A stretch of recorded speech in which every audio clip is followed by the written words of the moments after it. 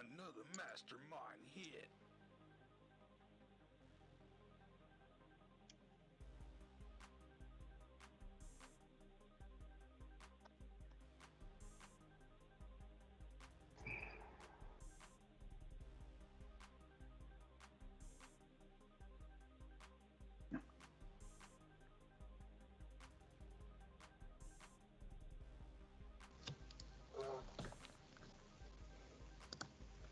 All right, Ms. Maerten-Moore, shall we go ahead and proceed? Yes, please. All right. Well, good morning, everyone. It is June 17th at 10 a.m., and I will now call to order the meeting of the Medical Marijuana Advisory Committee. Today's meeting is being preceded virtually through Microsoft Teams, and the public has been provided the sign-in information to attend and observe all these meetings.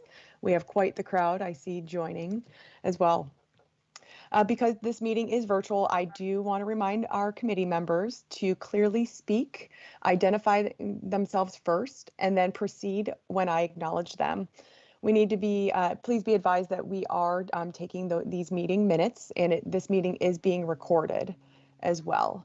Actually, I do want to confirm, Mr. Cathcart, are we recording?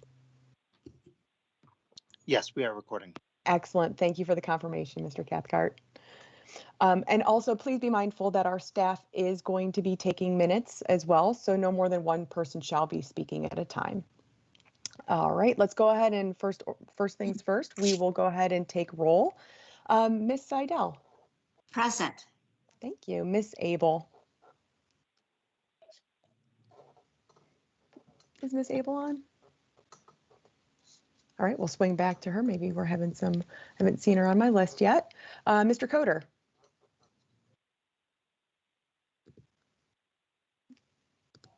Mr. Coder on? I'm not seeing him on my list as well. Mr. Caseman. Present. Thank you, Mr. Caseman. Ms. Lawrence. Present. Thank you. Good morning. Sheriff Treglia. Is Sheriff Treglia on?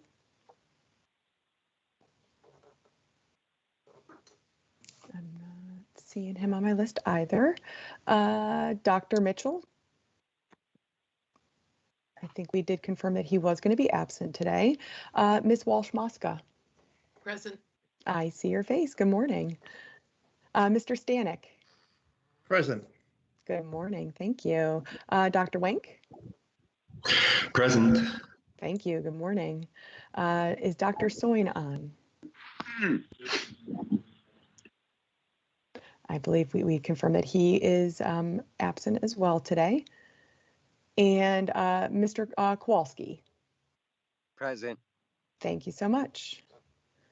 Just circling back, I have Miss Abel. Were you able to join, Stephanie? Yes, I apologize. Thank you. Good. Perfect. Good morning. Thank you. And Mr. Coder.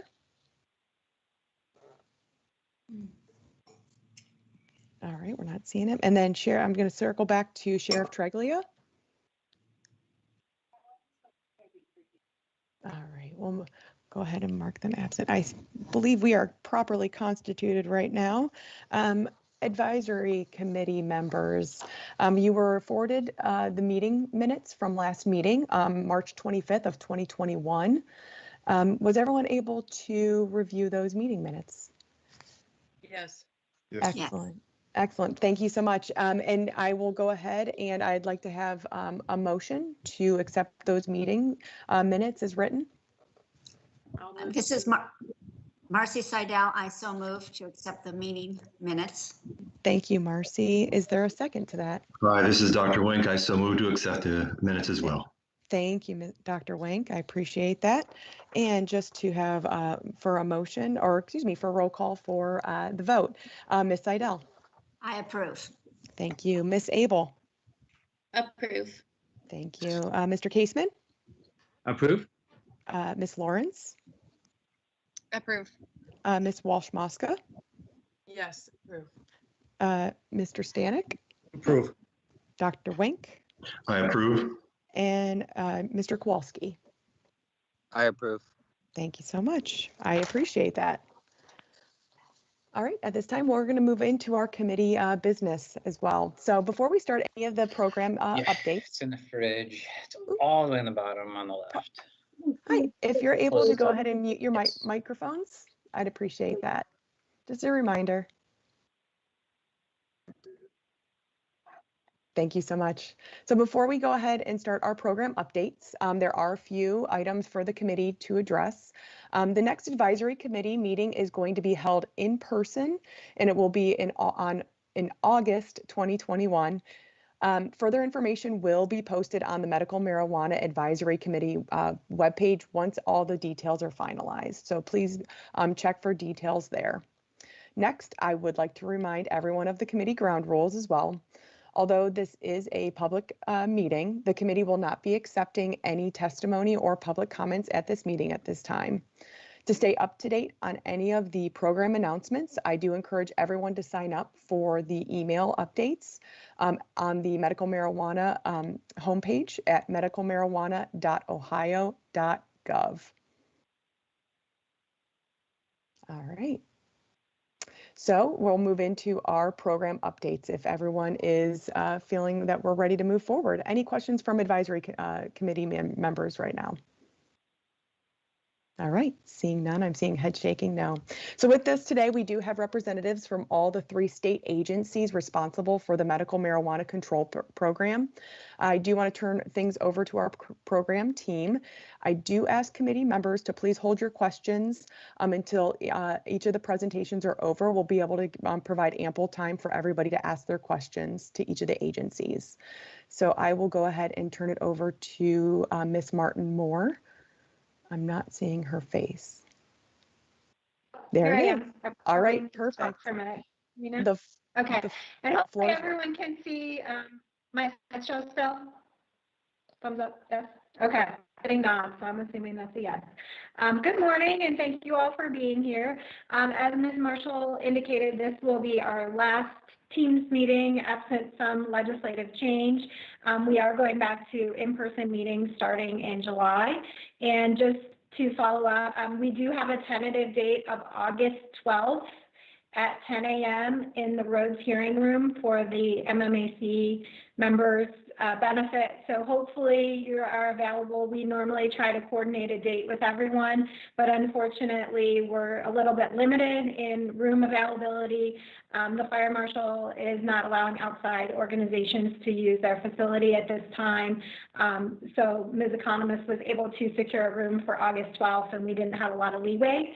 So she will be sending an email out as well with that information, but if you guys can all try and hold the date, that would be much appreciated. So getting into our presentation, some numbers, we are currently at just under 300,000 total patient recommendations. And just as a reminder, patients can have multiple recommendations if they've been in the program for a long time, or if their physician is not doing a lengthy recommendation. So this number is obviously a lot higher than the actual number of patients that we do have in the program. These numbers are all through May, so our most recent historical stat registered patients is 207,105. I did mention several meetings ago that we have started collecting data from our registry vendor regarding the number of patients who are both active and have an active recommendation. So in other words, the number of patients who could walk into a dispensary and make a purchase. Due to the legislative extension on the patient registration cards, which expires July 1st, we know that there are actually more patients than the number that we're getting. So we haven't yet started publishing that because we don't quite yet have an accurate number. But starting most likely with our July numbers, we will start putting that number out. So we'll have a better idea of exactly what our number of patients who are active in the program is. We do have 22,784 caregivers. Under our COVID measures, the caregivers can register directly through the board. That is currently still in place. So most caregivers are still registering through the patient's physician, but they do have that option if it's more convenient to just send it directly to the board and we can register them. And I'll talk a little bit more about that when I get to sort of the end of the presentation regarding COVID measures. Our ages tend to stay very similar. We have very, very few patients that are under the age of 18. Other than that, our patient population is fairly spread out. We have patients of, all ages, all genders, all everything. So it tends to change a little bit from month to month, but overall these categories in terms of the age breakdown stay the same. Same with qualifying conditions. Obviously, the two largest are pain and post-traumatic stress disorder. And just a reminder, patients can have multiple qualifying conditions. The physician can mark one, or they can mark many qualifying conditions. So there are more patients by condition than there are actual registered patients in the program.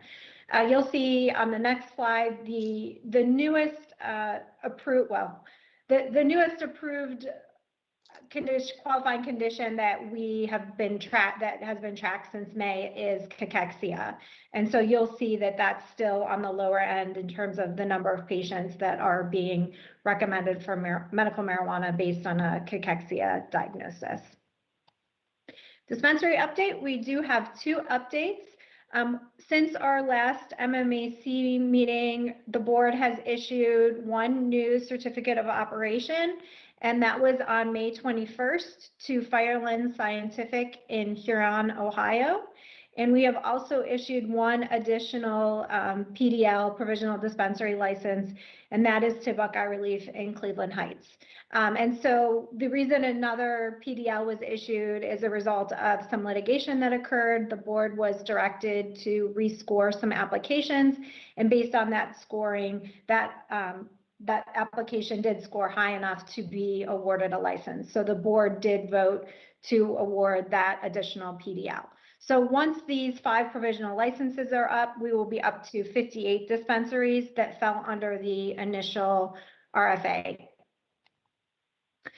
Dispensary staff numbers were up to 1,555 dispensary employees, and that includes all types of employees. So associated key employees, those can be owners, board members, things like that.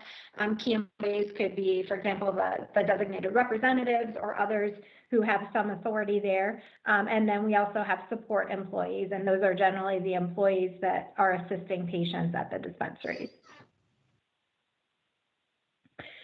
So right now we are we're in the throes of registration renewal.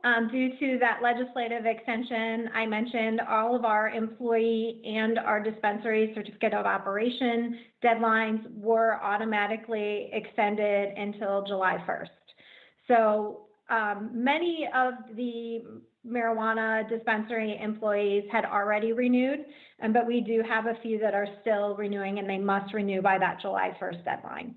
We also, at the last board meeting, the board passed a resolution to change the licensing period. So originally we were going from December 1st to December 1st, but because this, or I'm sorry, it was actually December 4th. But because of this legislation, it was moved to July 1st. So we decided it would be simpler and clearer for the dispensaries and the employees to just change that licensing period.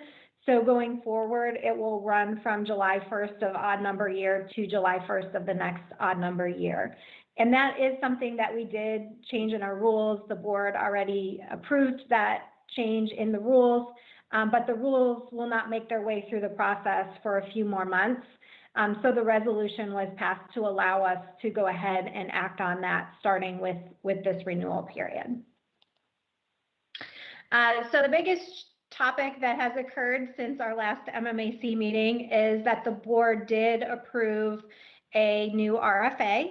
I mentioned at the last meeting that we were reviewing it and that it was going to go before the board, and that was in March. And then in April, this presentation, which I'm going to show you, I shortened it a little bit, but not too much, was in fact approved by the board, and they approved the issuance of a new RFA and new provisional dispensary licenses for some upcoming dispensaries.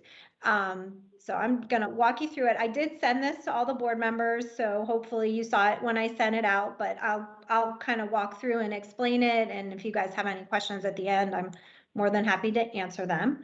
So as I indicated at the last meeting, under the revised code and the administrative rules, the board is required every licensing period to review the number of dispensaries and make a determination as to whether there are a sufficient number. And the board is directed to look at 3 factors when making this determination. So they're the population of Ohio, the number of patients that are seeking to use medical marijuana, and the geographic distribution of dispensary sites. So we've spent a lot of time kind of kicking around different ways to do this evaluation, and we landed on this this system, and I think it covers everything very well. So the first thing to note is that under the previous RFA and what we've been operating under, the state was divided into 31 different dispensary districts. And we are sticking with this dispensary district system. It has worked very well. We don't really see a reason to change the way that the state is divided into districts. So these districts were developed using several different factors. We looked at other medical programs. We looked at where people were located. So we tried to, you know, you'll notice some of the districts, most of them have 3 or 4 counties based on the population, but those counties that have larger populations are single county districts. And then this map is actually divided into 4 quadrants, and that's generally where our compliance districts fall. So we have 1 agent for each of those 4 districts. There's a little bit of kind of crossover at some of the borders where it's more convenient to move 1 dispensary to another agent, but it's generally fairly straightforward. You can divide it into 4 and see where it is. So we looked at the population. We also looked at the for the Board of Pharmacy located throughout the state.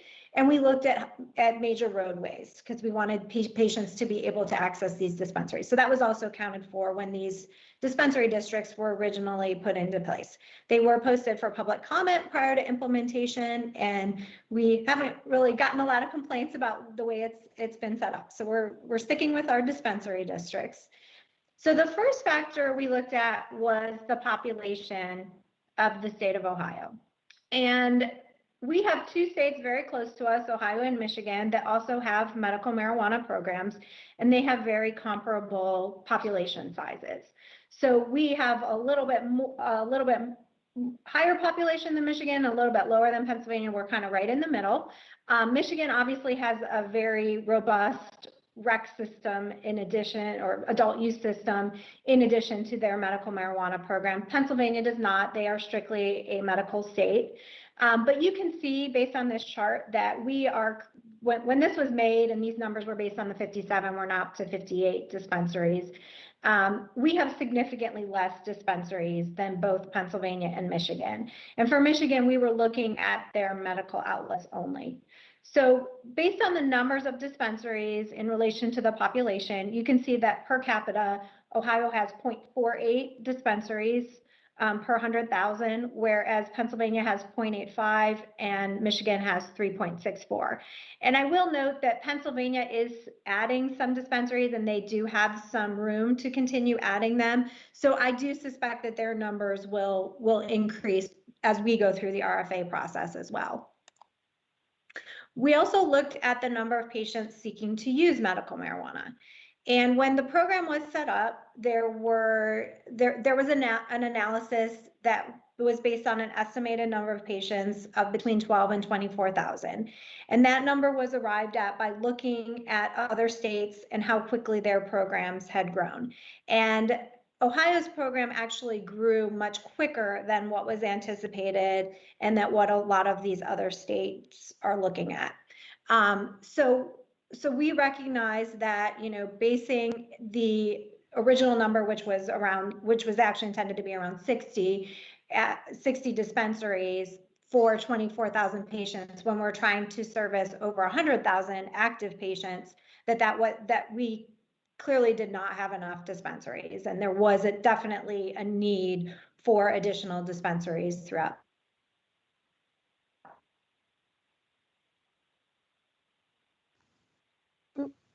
Ms. Maerten-Moore, did we lose you?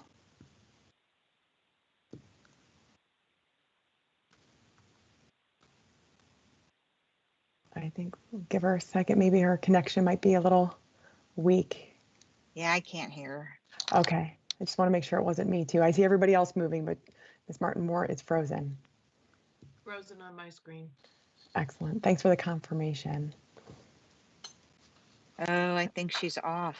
No, she's.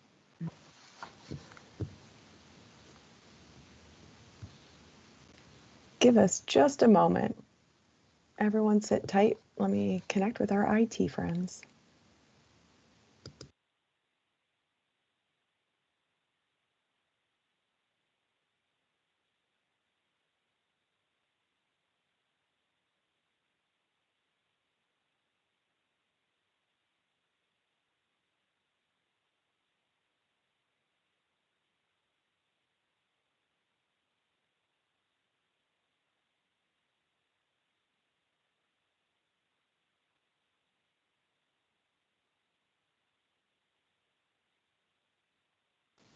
Sharon, I see that you're back. Maybe. I'm back. Sorry. Excellent. I think my internet went out. Apologies. This won't happen next time, I promise. If you freeze in real life, I think that would be quite the humor for this Yeah. meeting. This would be true. Let me just get back to, can you see my screen again? We can. Okay, good. Great. Thank you. Let me figure out where I was here. Okay. So apologies. I will pick up where I left off. Go back one more. Okay. So continuing on with the number of patients seeking to use medical marijuana, one other item that we recognize is that there are different demands based on the different population. So for example, someone living in Franklin County, they may have 5 different dispensaries that they can drive to within 15 minutes, whereas someone in one of these other districts where there are, maybe 3 counties in their district, they may have to drive 45 minutes. But at the same time, those patients in Franklin County may get to a dispensary that has a line out the door because they're attempting to service so many patients. So we did find out from our survey, from some patient input, that we do have patients who are making that decision to get in their car and drive 40 minutes away to a dispensary because they can get in and out of the dispensary versus going to the dispensary that's 5 minutes away and spending 45 or 50 minutes waiting in line. So we did recognize that just because a patient has access to multiple dispensaries in their area, that doesn't necessarily mean that they have better access than a patient who is driving a longer distance. So we wanted to, in looking at the patient demand for these dispensaries, we wanted to take both of those situations into account so that patients that had access to dispensaries but were waiting would have decreased wait times, and patients that were driving would not have to drive quite so far to get to a dispensary. So you can see, we also, the next factor we looked at was the geographic distribution of dispensary sites to ensure access. And this is a map of the current status of where the dispensaries are located. And you will notice, based on this map, that we do have 3 districts that do not have any dispensaries in them. And I believe 2 of those districts did not receive any applications, and 1 did receive an application or multiple applications, but it did not meet the minimum thresholds. So at the end of the day, after RFA 1 was completed, we do have these 3 districts that do not have any dispensaries. So we wanted to ensure that at least those districts would receive at least 1 dispensary to meet the patient's needs in those districts. So again, just assessing the number, we landed on, we wanted to promote dispensaries in districts where there are currently none and to increase access in those higher demand districts.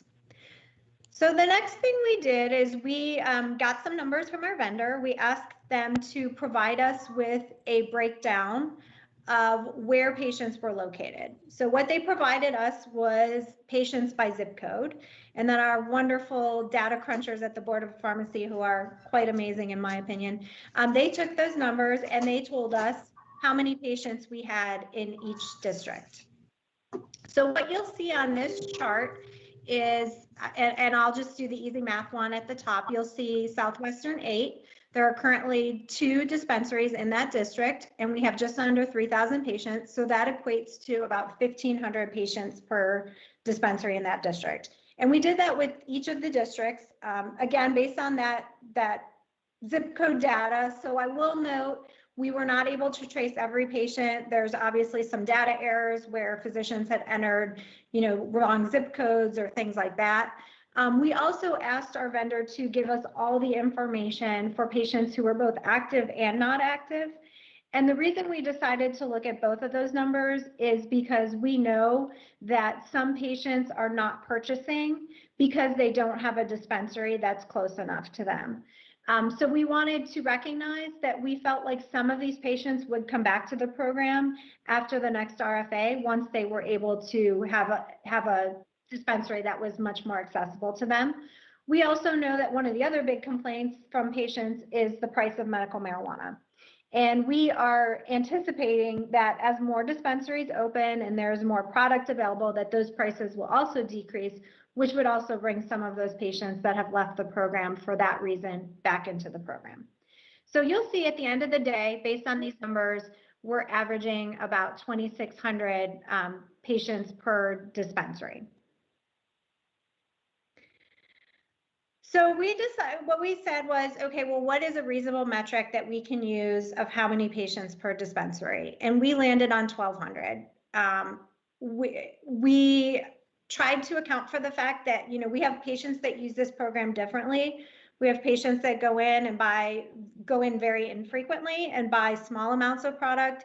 We have patients that use their entire 90-day supply, and they may choose to go in, every couple of days and make a small purchase. So there's really a wide gamut of what those patients are asking from their dispensaries in terms of how often they're going to be there and how much product we're going to be there. And again, we try to address those that are registered in each district, not just those that are purchasing. We also looked at the viability of the dispensaries. And during the initial RFA, based on the feedback and the numbers we were given from other states, we were sort of using this ballpark that a dispensary needed between 300 and 600 active patients in order to stay viable. And what we don't want to do is, obviously put a bunch of resources and help these dispensaries get up and running, have patients be reliant on them, and then have them not be able to succeed because there's just not enough patients to sustain them. So what we did is we took those numbers and we said, okay, for every district that exceeds that 1,200 patients per dispensary metric, we want to bring that down to 1,200 patients or less. So if the numbers already added up, those districts would not be getting any additional dispensaries. If they exceeded that 1,200 patient per dispensary number, then they would receive new dispensary licenses. And so this is what the new allocation looks like. You'll see in the first column, you'll see the proposed number of new dispensaries, and then what their total dispensaries would be and what that would bring that metric to in terms of patients per dispensary.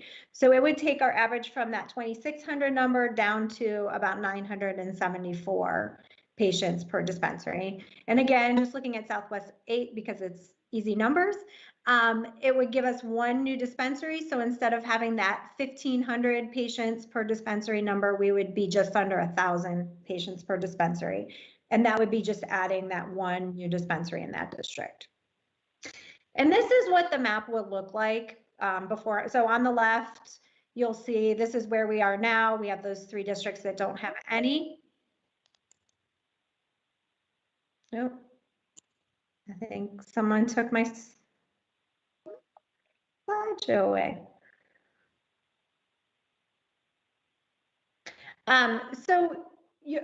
Once my map comes back up, you'll see that for a lot of these districts, we are only, we're adding maybe 1 or 2. But again, for those very high population districts, they are getting several new dispensaries added. So you'll see some of them are at 8. Some of them are at 7, and those tend to be, again, those high density population areas. So Here we are, back to my original slide. So you'll see, for example, Franklin County would go from 6 to 15, things like that. But many of these, so these 2 districts that didn't have any would go up to 1 or to 2.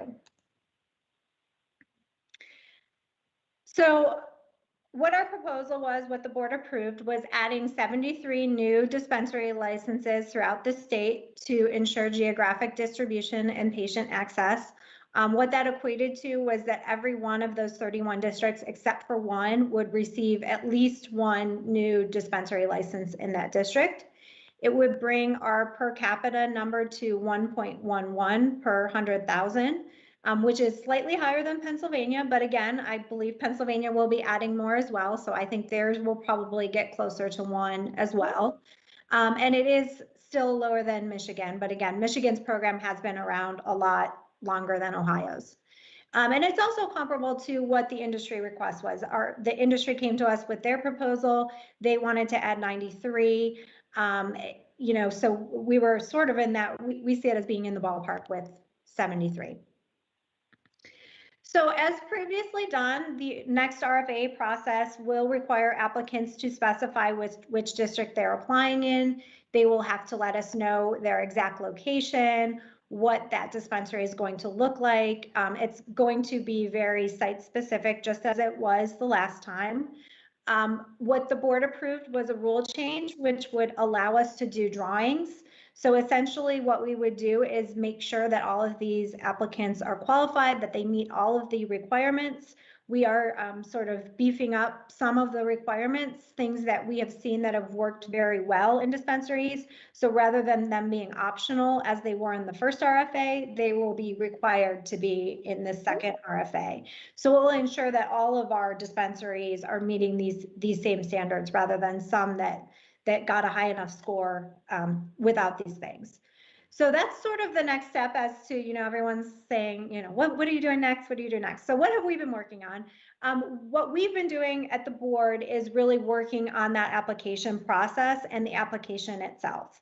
So we have spent many hours going back, looking through our applications, seeing what we can streamline where things were a little bit repetitive, and it will make it easier for the applicants, and it will make it easier for us to review the applications, to get rid of some of those things and streamline them.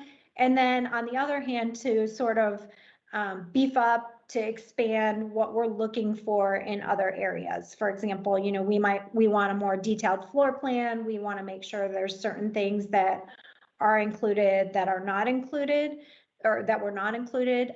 So we're sort of going through and adding those. As far as timeline, what we're anticipating, what we're hoping for is that at the next board meeting in July, we will present that to the board. They will have a chance to review the application and give us some feedback and hopefully approve what we're providing to them in terms of what we're going to ask for in the next application. We also are waiting for our rule regarding the RFA process to complete its way through the whole JCAR track. So there's actually, I believe, a second public hearing on that today at 11. So the dial-in information is on the pharmacy board website if anyone wants to dial into that. So next step after that, it will continue to move through the JCAR process.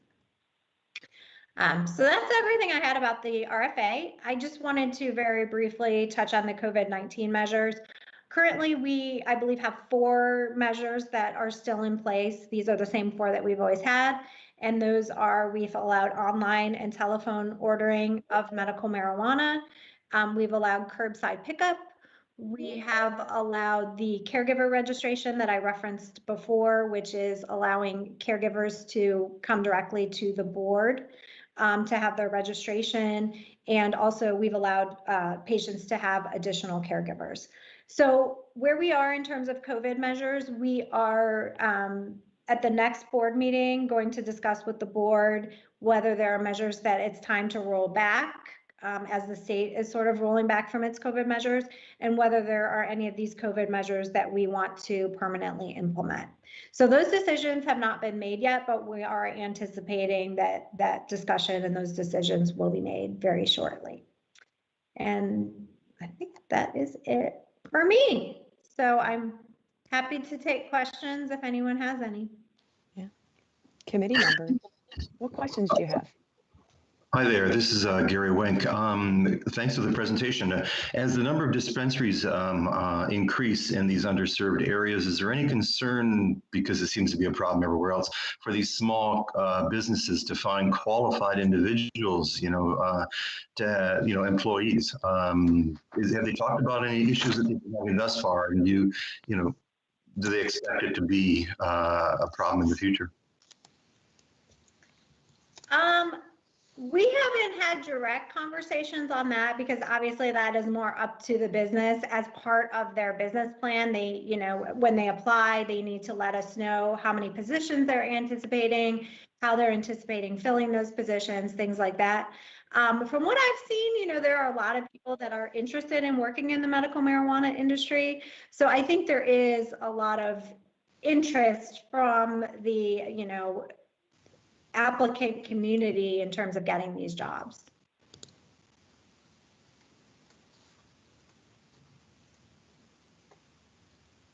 Mr. Stanek, please. I can see your hand. Yeah. Thank you, ma'am. Good morning, Ms. Maerten-Moore. There are, it looks like 5 provisional licensees who are not yet operational. Are they still moving towards becoming operational, or have they forfeited their application fee and moved on, or what's their status? They are all moving towards being operational. As I indicated, the most recent one was just awarded their license, so they are still sort of at the beginning stages. The other 4, we have one that we're anticipating will become operational, I would guess, in the next few weeks. And then the other 3 are all owned by a single entity, and we are working with them to get them up and running. I can't definitively say what their timeline will be, and it may be different for each of the 3 dispensaries. But yes, we are anticipating all 5 of those will become operational. Beautiful. Thank you. Hi, Gary Wink again. Ms. Maerten-Moore, I'm curious, the state of Ohio seems to have done a much better job of recruiting patients faster than the other 2 states around us, as you indicated. What did we do right? Did we learn from their experience, or was there just a greater need here that was untapped? That is a very good question, and I wish I had more of an answer for you. I was not here at the beginning of the program, obviously, so I don't know how those numbers were derived. My guess is that we have a different structure to our program that maybe made it a little bit easier. I know some states, for example, would do a background check on patients, and that's not something that we do. We do that for caregivers. And I don't know if it being so close to other states that already had programs, that made our patient interest a little bit higher. But that's kind of the only insight I can give on that. I don't really have a lot of other information. Ms. Walsh-Moska. My question is also about patients. Because of this larger number than we perhaps anticipated, that the growth would be so quickly and so fast, have we done any analysis that the cost to the patient for registering may need to be readjusted in one way or the other? I'm thinking downward, to be less burdensome from the patient point of view. We have discussed it, and I've discussed it internally with our finance person, and from talking to him, I don't think that that's something that we would not consider. I think it is on the table in the future, but we need longer term numbers in order to make that analysis. So my sense is that it will take maybe a few more years of the program up and running before we can do that and do that correct analysis and make sure that those numbers are solid. But obviously with, increasing the application numbers coming in, increasing, the cost that dispensaries are paying for their certificates of operation, that will also be an influx of money. Obviously it's very expensive to run an RFA, so a lot of that is offset. But that issue is definitely on the table in terms of, potentially decreasing the cost to register for patients. Well, follow up. Do you think that could be an item on the August agenda, just to give us a kind of a summary of where we are and how the funds are coming in and where we stand? Absolutely. I can see what I can find out, and I will talk to our finance person and get some numbers from him, and I'm more than happy to share that. Thank you very much. That would be helpful information for us to see where we are. All right, Ms. Seidel, I saw your hand next. Yes, thank you. I have two questions. The first question is that during the COVID-19, you said that there were additional caregivers that were allowed for each patient. Is there a cap on that or a number, or is that just as needed? So under the regular rules, each patient is allowed up to 2 caregivers, and each caregiver is allowed up to 2 patients. So under COVID, that was increased to 3. There is sort of some catch-all provisions that are in our rules that do allow, at the board's discretion, for example, if they're in the same household, a patient could have more than 2 caregivers, even without the COVID restrictions. So we feel that if patients do need that, it is something that we can continue to provide. There's also an exception, for example, hospice providers, they can have more patients or more caregivers. Okay, great, thank you. And the other question I had is that in determining the number of new dispensaries, you had indicated that there are some that are patients, registered patients, but they're not purchasing the product. How significant is that played into the formula for getting new dispensaries? Because my thought is, what happens if those patients don't come back? Has that impacted your formula? We considered that fact, but we also know that we are adding about 7,000 to 8,000 patients a month. So even if we only looked at the actual patients that are purchasing rather than looking at the entire global population of patients, we feel like this is still a reasonable plan, because with those patients being added, as these dispensaries are getting up and going, we still feel like there's going to be enough patients to sustain the dispensaries. Okay, great. Thank you, Ms. Maerten-Moore. Mr. Caseman, would you like to proceed? Thank you. As you indicated in the previous scoring rubric, some applicants didn't meet minimum scores and weren't able to progress on to be eligible for provisional licenses. I was wondering if you could expand on some of the measures you're taking under the current RFA to ensure that the kinds of lower quality applications don't get into that drawing, end up winning. What's being done about that? So what we're looking at doing is much more, it will be essentially a pass-fail system. So you either meet the criteria for this question or you don't. And if those what would have been, as you called them, lower scoring applications would be deficient and they would not meet those qualifications. So they would not be eligible to receive that PDL. So dumb. Our intent is to set forth a very good enough answer to be like a 3 out of 5. Hi. Hello. Hi. Are we able to go ahead and mute the microphones, please? Thank you. Okay. So essentially what we would like to do is provide all of this in the application. So we're not trying to hide the ball. We're saying, you know, this is exactly what you need to be able to do in your application in order to pass and in order to be qualified to receive a PDL. Does that answer your question? I think it does. Yeah, thank you.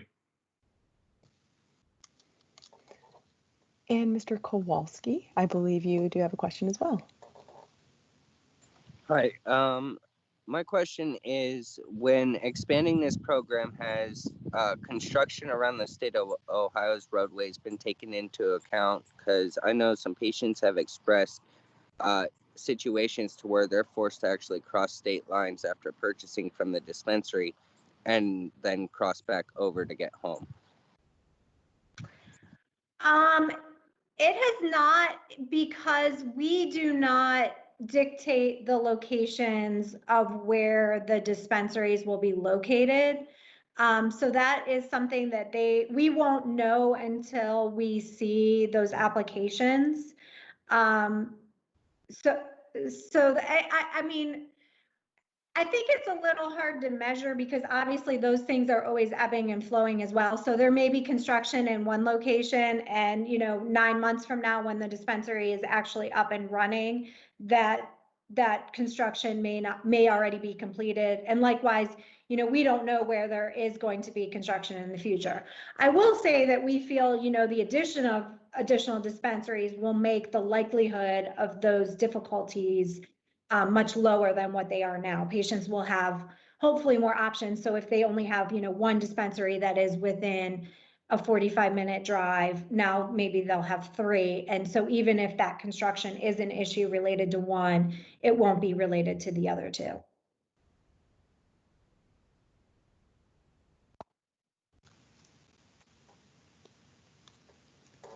Any additional questions from committee members?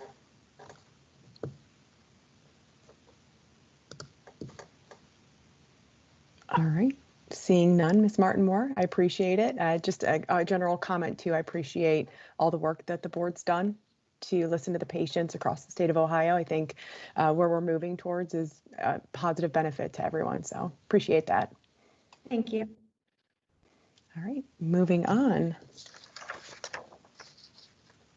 All right, Mr. McIlvaine, I see your face. Thanks for joining, appreciate that. And we have audio as well. All right, thanks, Ms. Excellent. Marshall, and thanks advisory committee members and stakeholders for joining us today to discuss our program updates.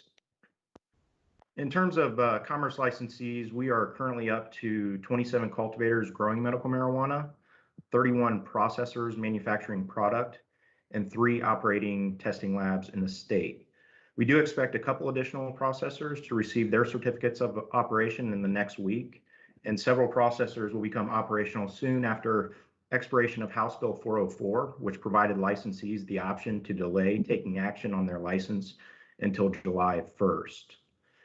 We also continue to see an increase in the number of employees at commerce licensees, including a total of 3,266 active employee badges as more facilities staff up after receiving their certificate of operation. This represents a 15% increase in commerce active employee badges since our advisory committee meeting in March. Patient purchases of medical marijuana products continues to significantly increase, including 434 million in total program sales. Right now, we are seeing around 7 million in product sales per week. Notably, the average cost of both plant material and manufactured products continues to remain stable over the past several months. Specifically, the average cost of plant material remains at around $31 per 1/10 of an ounce. As you can see in this graph, the average cost of manufactured product has also stabilized to about $43 per unit as more processors become operational. In terms of key commerce initiatives, the MMCP issued guidance this week to cultivators, processors, and testing labs regarding requirements for the use of Delta-8 THC in medical marijuana products. These requirements include program notification and compliance with THC content caps, packaging and labeling, record keeping, and testing rules for the production and distributions of products containing Delta-8 THC. The MMCP's key priority is product safety, and program administrators will provide additional guidance to licensees on Delta-8 THC as necessary. The department also has completed its review and issued new provisional testing lab licenses to One Bomb Laboratories in Columbus and SV Labs in Toledo. The MMCP team continues to review the remaining testing lab applications, and qualified labs will be awarded a provisional license on a rolling basis. The department also has begun testing lab work group discussions with program labs and stakeholders. The work group is identifying best practices and potential regulatory updates to improve accountability and standardization of product testing.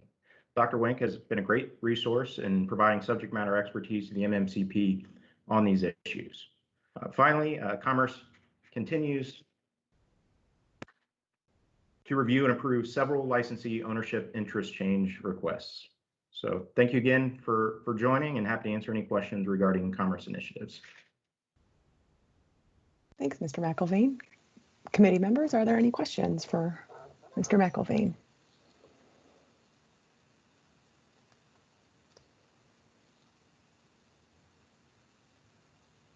All right.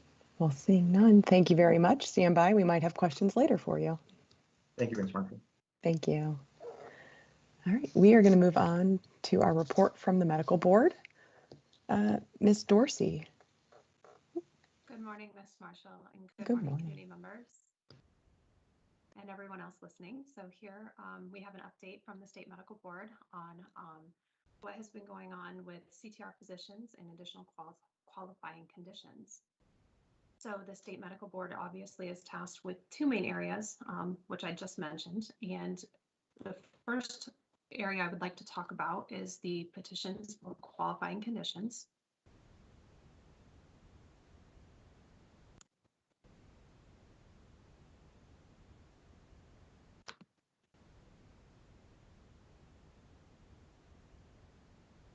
Ms. Marshall, I'm having some issues with the presentation. Is everyone seeing the presentation on their screen? Oh, it just disappeared again. I will reshare it from mine. And Brandy, if you want, I can just forward it if that's easier for you. That would be great. Thank you. Perfect. Thank you, Ms. Maerten-Moore.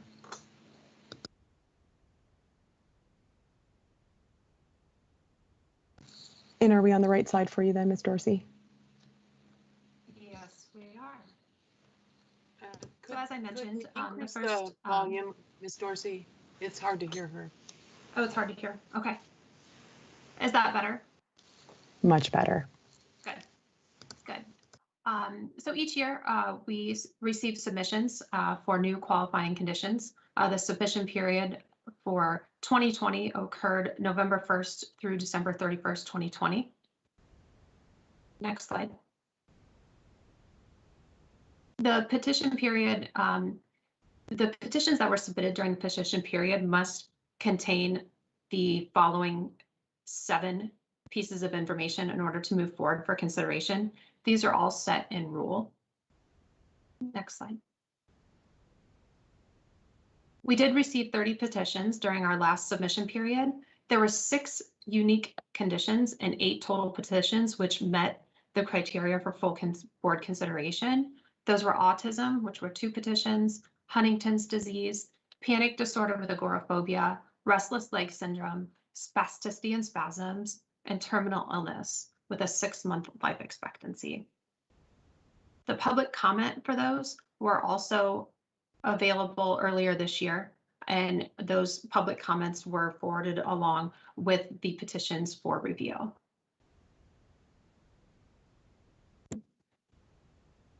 So the board's medical marijuana committee met in May, and in May we heard from our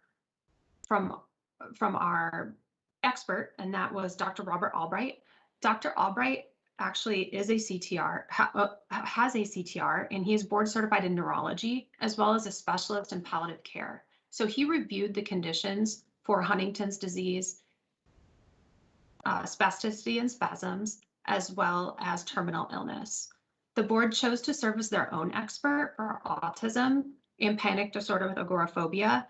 They had received a number of scientific evidence in previous years and had very robust discussion regarding these conditions specifically. So they wanted to go ahead and review those with the new scientific evidence that they had received internally.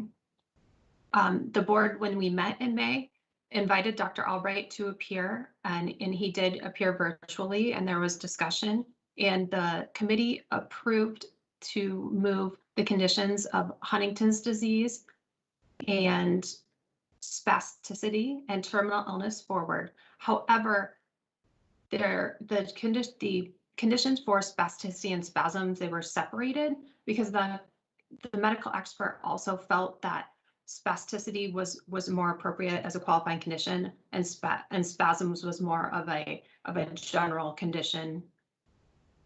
Those all went to full board for vote in June. Next slide, please, Sharon. Thank you. And the full board went ahead and approved the Huntington's disease, spasticity, and terminal illness, and then they rejected autism, panic disorder with agoraphobia, and restless leg syndrome, as well as spasms. That brought the total list of qualifying conditions to 25. These qualifying conditions can be found on our website as well as the medical marijuana website. The next petition period will take place November 1st of this year and will end on December 31st.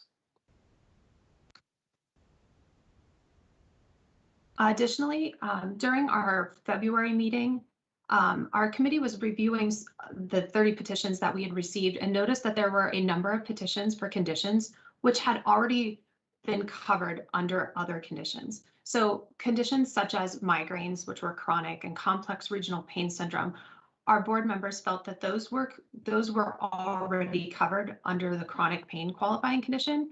So we created a position statement just so that way we could let people know that they could receive care under a condition that's already been approved.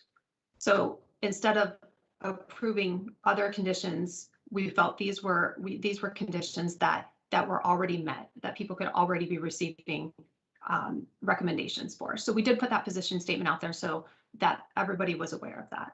And that is on our website. Next slide, Sharon. So the second aspect of the medical marijuana program that the medical board is involved in is registering CTR physicians. So currently we have 666 physicians with an active CTR, and that is of June 9th, 2021. We keep all those physicians who report addresses over to us onto a map, a searchable map that anybody can utilize to find a physician to recommend. There are 287 locations on the search map.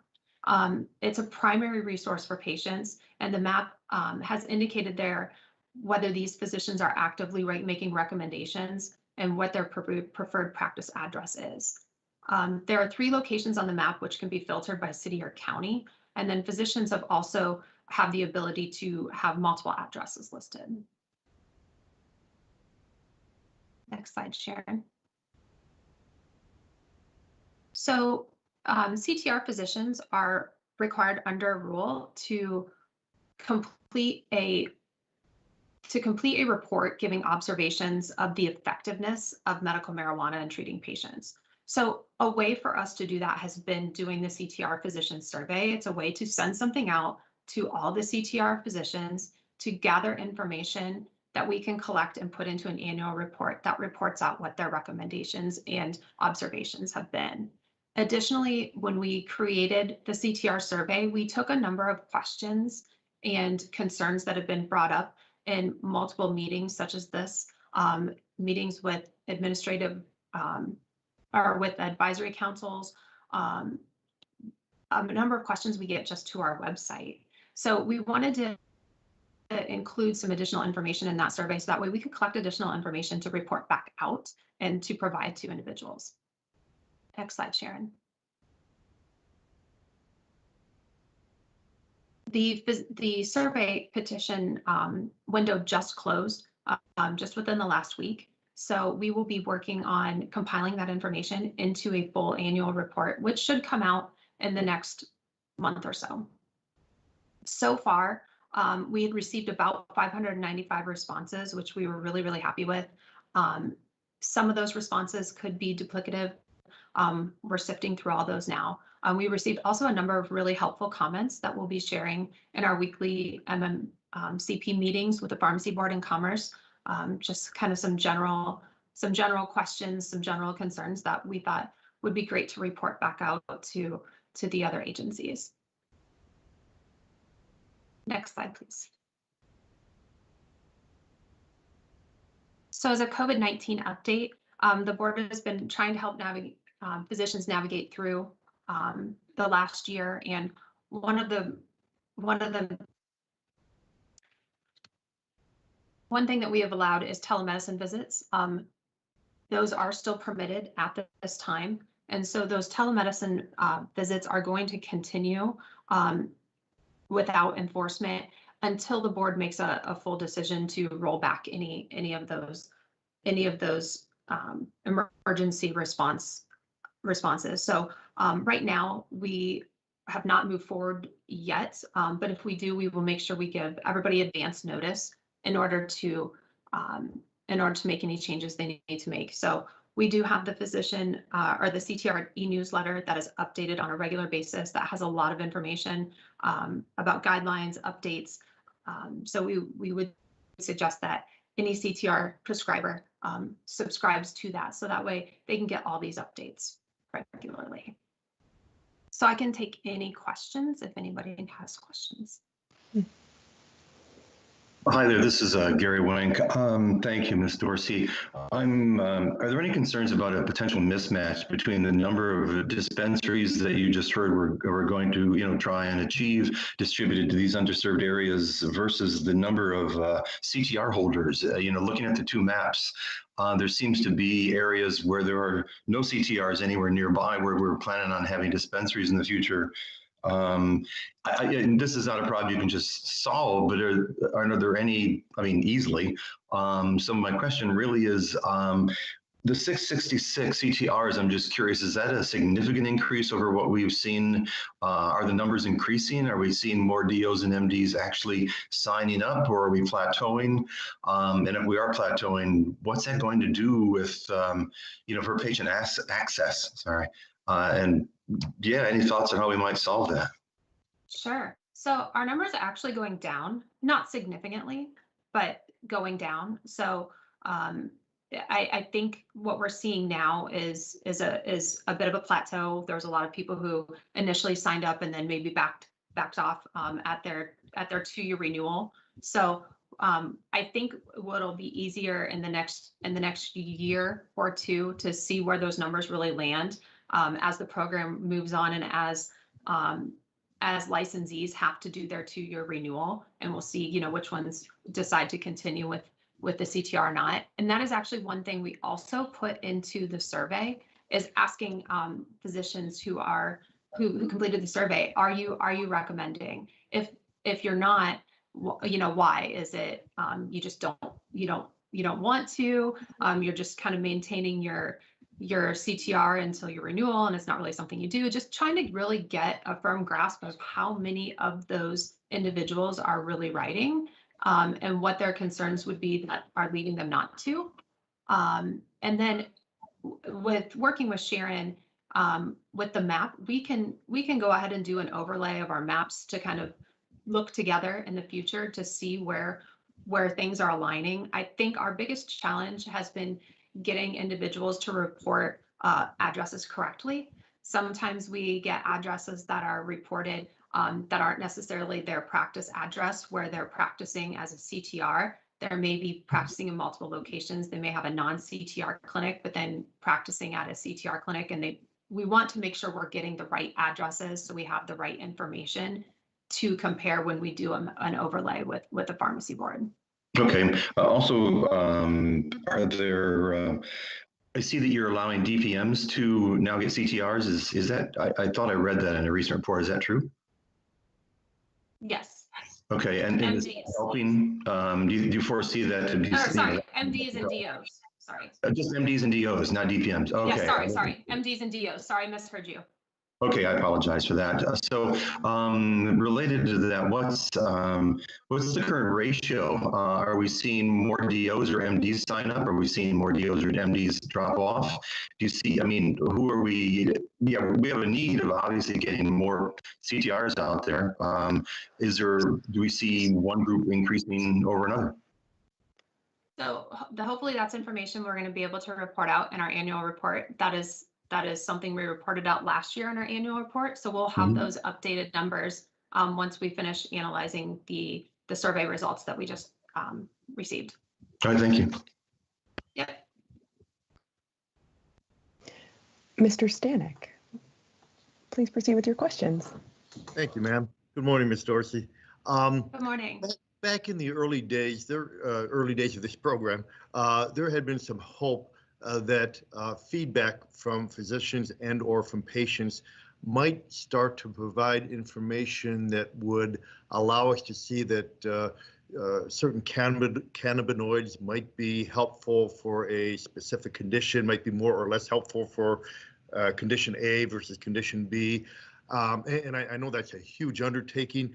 Do you anticipate the feedback that we're getting, that we're receiving, to start to lead us in that direction, or is that something for the future? I think that's something for the future. It's definitely something that we can note to talk through in the future, to talk with Sharon in our meetings and see if that's something that we can move toward gathering. Yeah, and like I said, I can only imagine that it would be a huge undertaking, but it would certainly be, I would think, would be helpful to a patient to be able to go into a dispensary and know that these particular options might be more helpful for their Alzheimer's than these other two options that may not provide any assistance with that. But thank you. Yeah. Miss Lawrence, I believe you are next. Thank you. Thank you, Ms. Dorcy. You had mentioned the feedback that you had gotten from the physicians, and a lot of it being very helpful, and that discussing it in those weekly discussions. Is that something that you would be able to potentially compile together to also email out to the board as far as that information goes?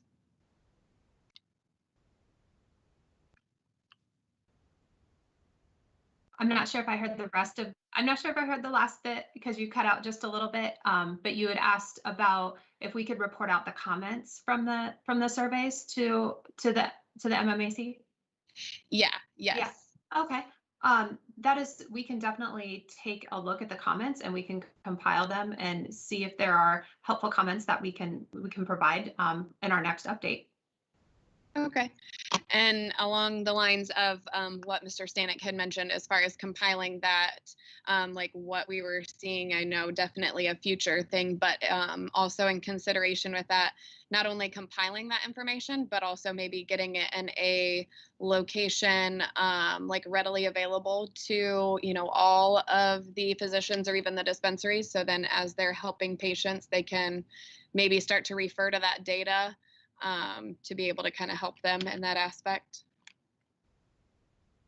That's helpful to consider. Definitely. I'll make sure I take a note of that. Thank you. Thank you, Ms. Lawrence. Ms. Mosca, please. My questions are around access. You mentioned a 600 on the slide. It was a 660 some CR licensed folks prescribing. The map on the state of Ohio where patients come to find someone if they don't have someone, or if their own primary care is not participating, that is only 200 and some dots, for lack of more professional way to ask that. Is that correct?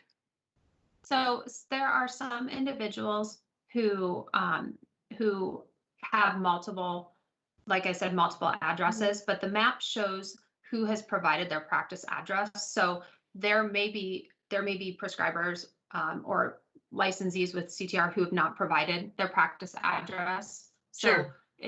They may choose not to because they don't want to recommend.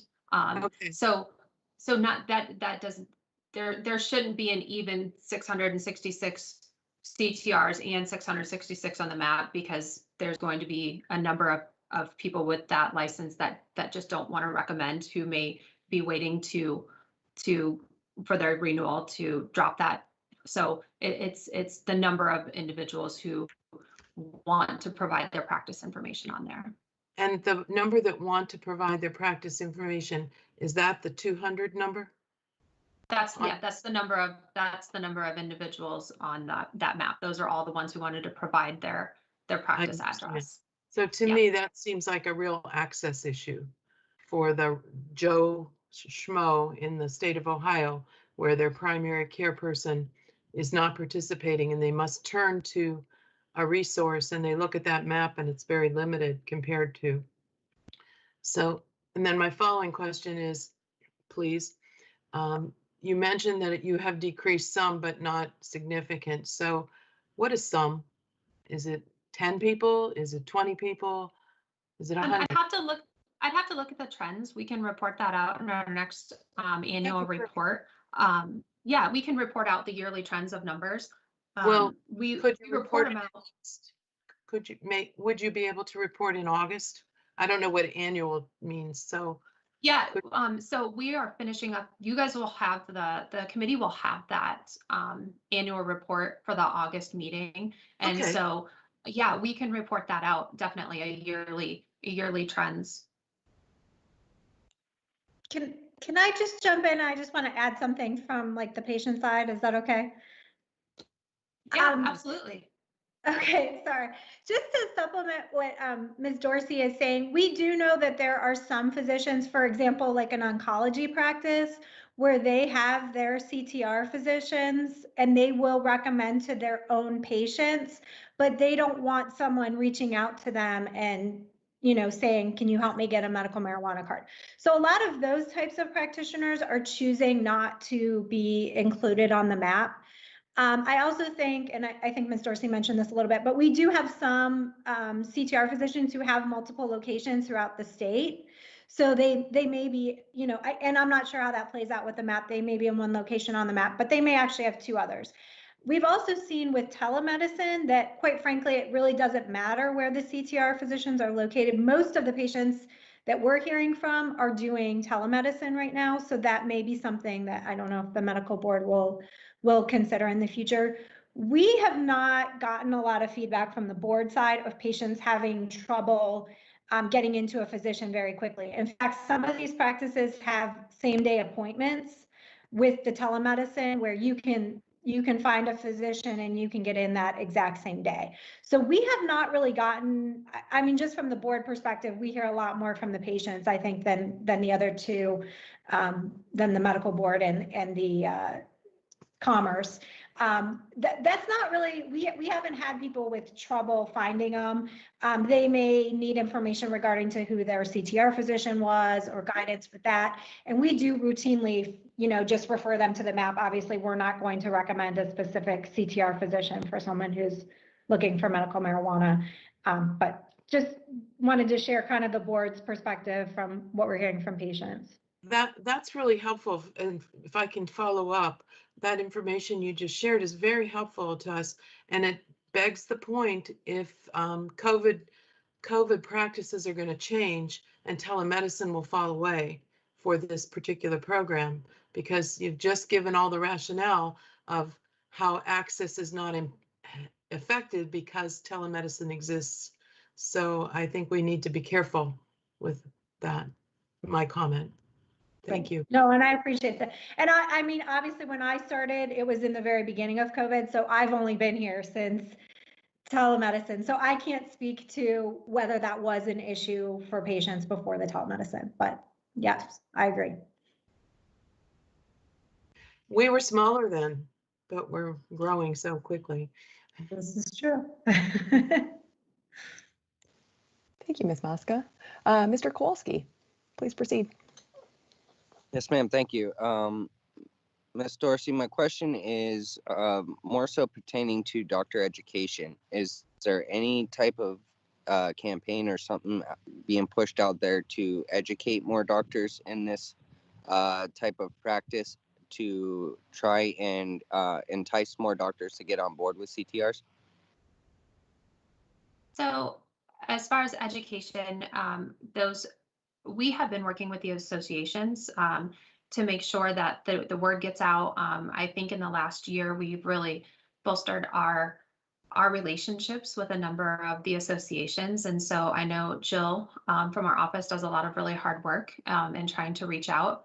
And then we've also had some internal discussions about providing some sort of educational seminar for CTR prescribers. So that's something we've been talking about, just as a way of getting more information out and allowing more people to have vision of what goes on in the medical marijuana program from the CTR perspective. So that is something we've been definitely talking about. Great, thank you. Thank you. Committee members, anyone else have any questions?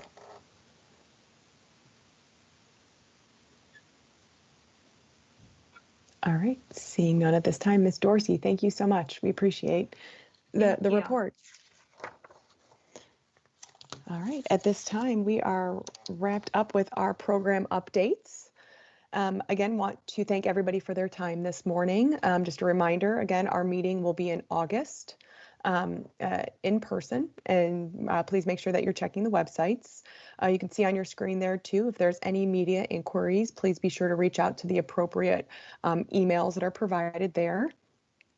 And so at this time, if there's anything else, oh, Mr. Stanek, I'm sorry, please proceed.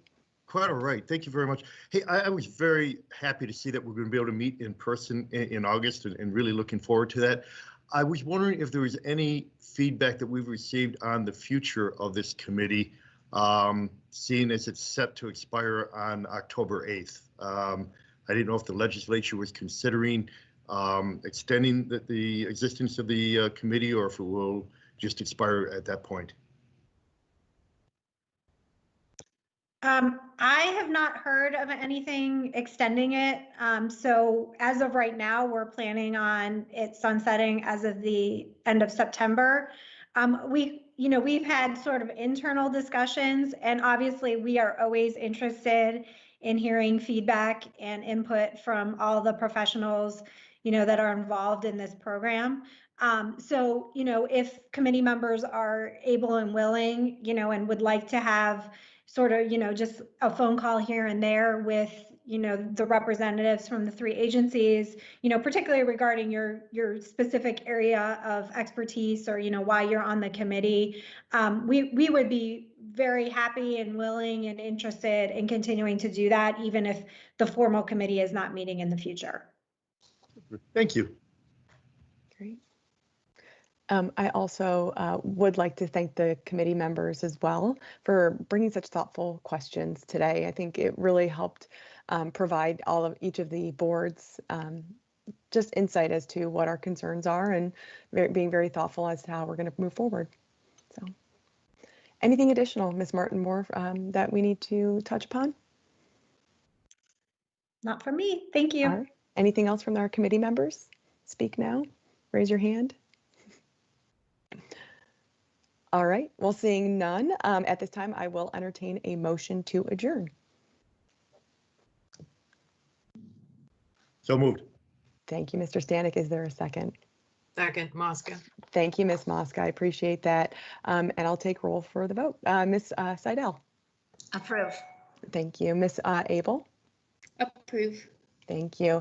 I believe Mr. Coder was able to join at one point. Is Mr. Coder? He was on and I think he hopped off. All right. Mr. Caseman. Approve. Thank you. Ms. Lawrence. Approve. Ms. Mosca. Approve. Thank you. Mr. Stanek. Yes. Dr. Wink. Approved. Thank you. And Mr. Kowalski. Approved. Thank you very much. That adjourns our meeting for today. Looking forward to seeing everybody in person come August. Thank you, everyone. Thank you. Take care. Thank you.